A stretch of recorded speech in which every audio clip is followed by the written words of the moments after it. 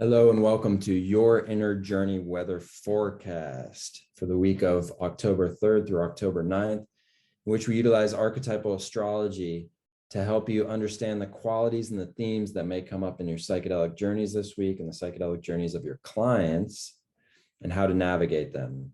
So this week, we have an interesting combination involving the Sun, Mercury, and Mars. So you can see here using Archetypal Explorer, we see that there's Sun conjoined Mars, Sun conjoined Mercury, and Mercury conjoined Mars. What does that mean? That means that all three of them are together. The Sun, Mercury, and Mars are all conjoined in the sky.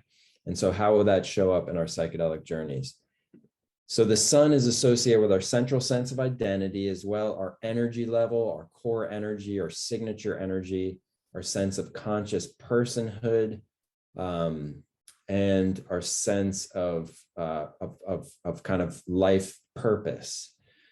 Mercury is associated with communication, our mind, our voice, and Mars is the action principle. Mars wants to act, forceful action, the entire spectrum of forceful action, from the challenging side of violence to the productive side of bravery and assertiveness. And so when these three are together, we can feel that our energy level gets a sense of a boost from the Mars aspect, as well as our communication, our ability to communicate may be more forceful, more active, more assertive, more invigorated by the presence of Mars and the Sun. As well, the Sun in astrology can be associated with the father or young figures from our childhood, that the Sun is the central hub of the solar system, and it's a yang energy in astrology. So there can be a sense of whoever was the central yang figure of our childhood can be associated with the Sun in astrology. And when the Sun is there with Mercury and Mars, there can be a sense of Mars bringing in conflict or some type of catalyzing energy around communicating with that young figure. Because Mars is a forceful energy, if that forceful energy is allowed to flow, then it can show up as action. But if it's frustrated, it can show up as anger. So there's possible theme there, anger towards the father. The Mercury's in retrograde, so it tends to reflect that whatever is the communication or the message that we are encountering, or that your clients are encountering in their psychedelic journeys, may have to do with the past because of Mercury retrograde. So an example of somebody who is born with Sun, Mercury, Mars in conjunction as they are now is the comedian Bill Hicks. And here is a video of Bill Hicks doing a stand-up comedy routine in which he is kind of verbally ragging on his father. And that is an example of that Sun, Mercury, Mars, that kind of aggressive energy aimed towards the father. Another example of someone who is born with Sun, Mercury, Mars is the Indian actor, the renowned Indian actor, Amitabh Bachchan. So he reflects that energy in his birth chart. For instance, in his earlier career, he was an action movie star. And so we see the Mars principle engaged there. Mercury is also associated with movement, so forceful action, movement, and also the Sun is his identity. His identity is linked with this forceful action, movement, as well. Mars and the Sun are masculine, can be thought of as yang energies, in some cases masculine energies. And so he was that masculine figure in Indian cinema. And as he became older, he was cast more in roles as father figures, such as in the movie Kabhi Khushi Kabhie Gham. And there we see the Sun, Mercury, Mars in him portraying a father figure who is in conflict with the children. So there's this verbal conflict going on with the father figure.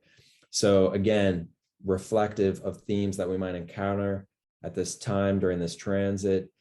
Amitabh Bachchan is a good example of this energy, because actually, if you watch his movies and if you watch his voiceovers, we'll provide a video right here. He has actually come to a place where his voice is very representative of a masculine yang energy, the sun, and the voice being Mercury, that is spoken in a way that is confident. And that's that sun Mars, confident, assertive voice, which doesn't engender conflict, but rather can actually instill confidence in others because of the sense of self-assuredness in his voice. So that's an interesting example to see of how these energies might come together in a way that is productive and quite reconciling. And I'd like to bring in another aspect here to tie into this this Sun, Mercury, Mars aspect, and that is if we look here at the, so this is Archetypal Explorer, and we can see on the axis here on the left is the number of degrees to exactitude. So whenever a transit is right at the top of the chart, that means it's an exact alignment. And then here at the bottom, we see the dates. If I were to turn off all the planets except for Saturn and Pluto, we'd see that we are still in a Saturn-Pluto conjunction. And the reason why I bring this up now is because Saturn is now stationing. It has gone retrograde. It's stationing. We'll be stationing direct. And stationing means Saturn has stopped in the sky. It's gone retrograde and it's gone back as close to Pluto as it will in this last pass of the Saturn-Pluto conjunction that has been with us for quite some time, and was very reflective of the characteristic of 2020.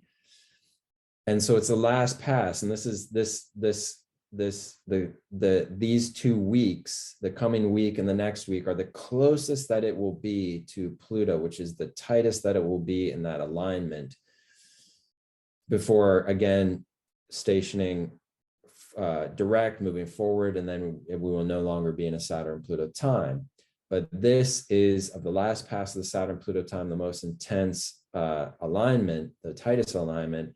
So it's worth mentioning here that the Saturn-Pluto alignment has been reflected in Saturn's associated with authority, and Pluto tends to bring up the underbelly of whatever it is alignment with. And so there's a lot of where authority is not owned within the individual, it can get reflected out and projected out as this negative underbelly of the authority that is coming to kind of squash, oppress the individual.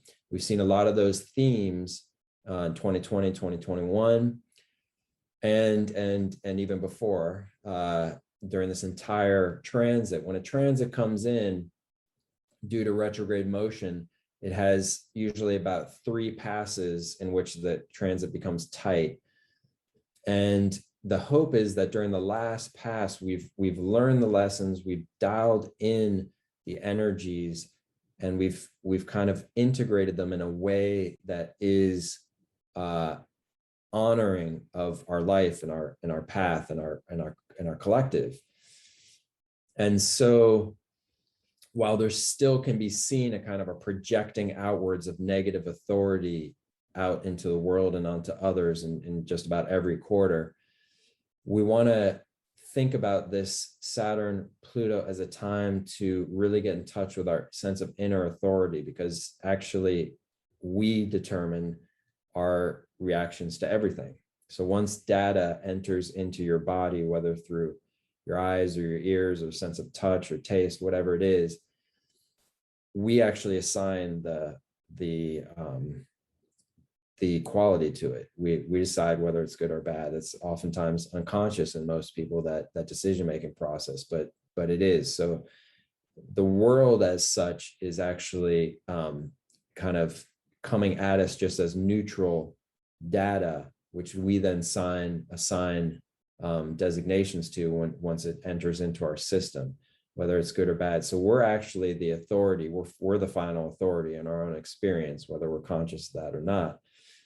And so it's an important time to become aware of that truth. It's the last pass of Saturn-Pluto. So an example of Saturn-Pluto, which can actually combine with our previous examples of Sun, Mercury, Mars, somebody who's born with Sun, Mercury, Mars, and Saturn, Pluto, is the Indian guru known as Sadhguru. And one of the attractions to him as a guru is he's kind of like an internet celebrity guru, in that he gets a lot of views on the internet and a lot of people kind of coming to him to see what he has to say. And one of the reasons for that is because he says what he says with a sense of authority. So he speaks about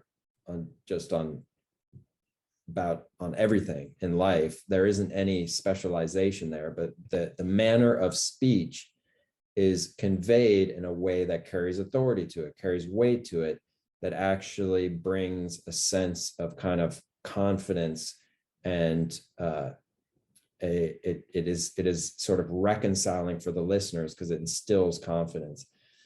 And I've never met the man. I don't know him and whether he carries actual authority with himself, but he does project authority, again, through his voice, Mercury, through his sense of identity, the Sun, through his signature energy, that Mars there, that sense of bravery, the Saturn, Pluto sense of authority. And so here's a video so you can kind of determine for yourself, but yeah, it's nevertheless kind of representative of that energy of Saturn, Pluto as authority, Sun, Mercury, Mars as a self-possessed assertiveness, and as projected through the voice and the message. So that's your inner journey weather forecast for this week. So thank you so much for being here with us. We wish you a wonderful week, very productive week, filled with insights and awakenings and revelations and connections with your own inner authority. And we look forward to seeing you next week. Have a wonderful week, everyone.